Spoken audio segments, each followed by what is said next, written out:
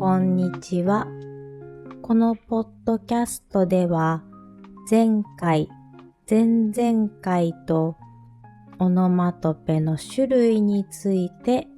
ご紹介してきました。今回は一つの言葉で異なる意味を持つオノマトペについてお話しします。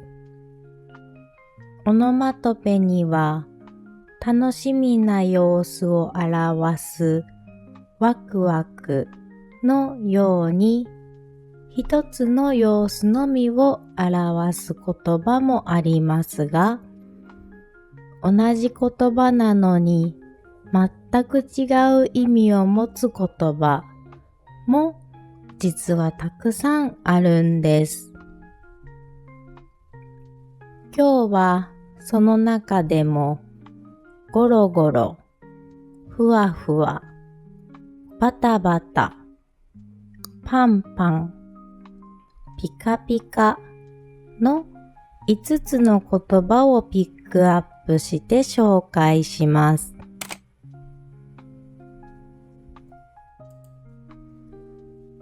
ゴロゴロという言葉は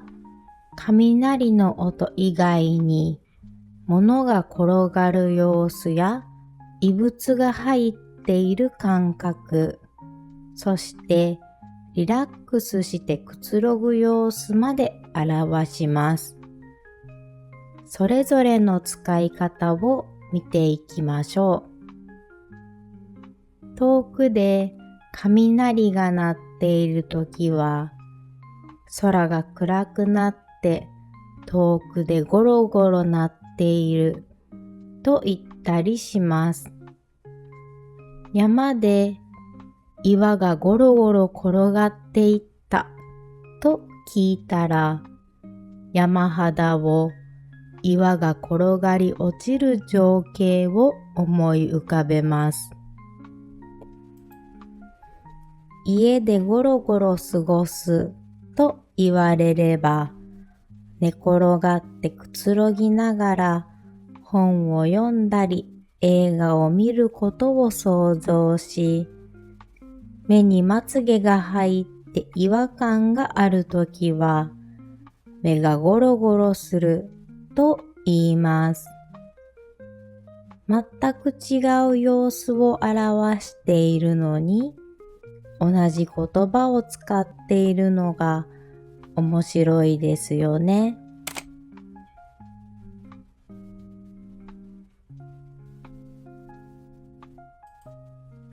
次は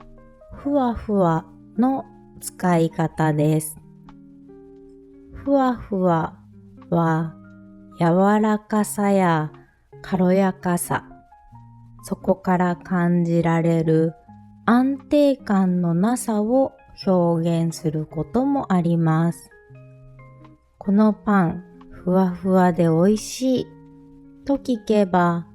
そのパンの食感が柔らかく、軽い弾力がある様子が想像できます。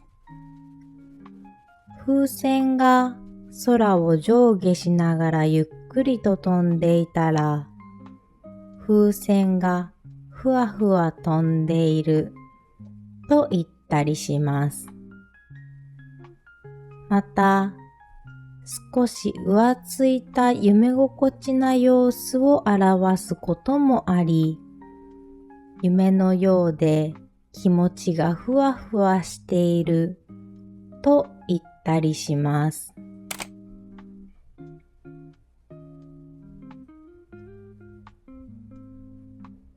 バタバタという言葉は、ゴロゴロと同じように擬音語にも擬態語にもなります。擬音語としては羽ばたくような音で、これはバサバサということもあります。忙しいことや動きがせわしない様子などもバタバタと表現し、仕事でバタバタしていて休む暇がないと聞けば、相当に忙しいことが想像できますし、子供たちがバタバタしていると言われたら、子供たちが家などの狭い空間で走り回っている様子を表しています。バタバタはどれも風が吹きそうな音が鳴るほどの勢いを想像できますね。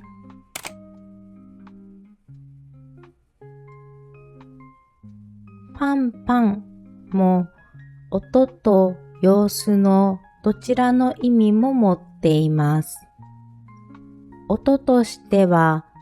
手を叩く音を主に表し、神社でパンパンと手を叩いてお参りするなどと使います。様子としては満杯になったり、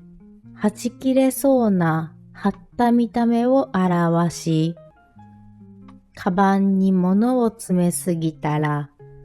カバンがパンパンで閉まらない。むくんだり、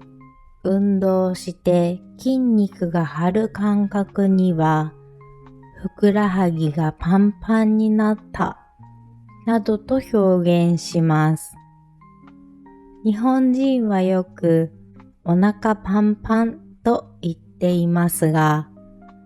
食べ物をお腹に詰め込み、満杯になっていることを表していますね。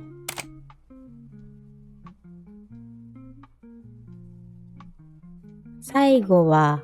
ピカピカを紹介します。ピカピカはふわふわ同様、擬態語のみの表現です。反射して光り輝く様子を表すときは、トイレをピカピカに掃除した。新しさを表現することもできて、新しく買ったピカピカのランドセルと言って汚れのない新しさを表現できます。ピカピカの経歴を持っていると聞いたら、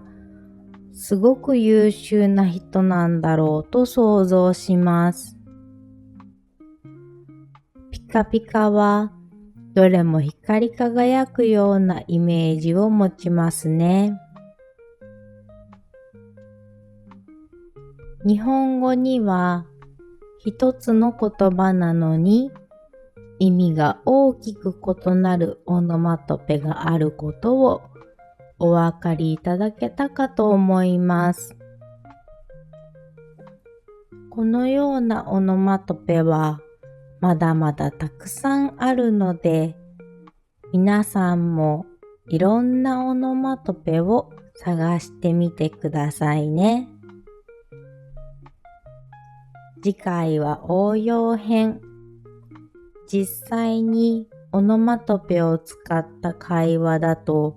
どんな変化があるのかをお話しする予定です。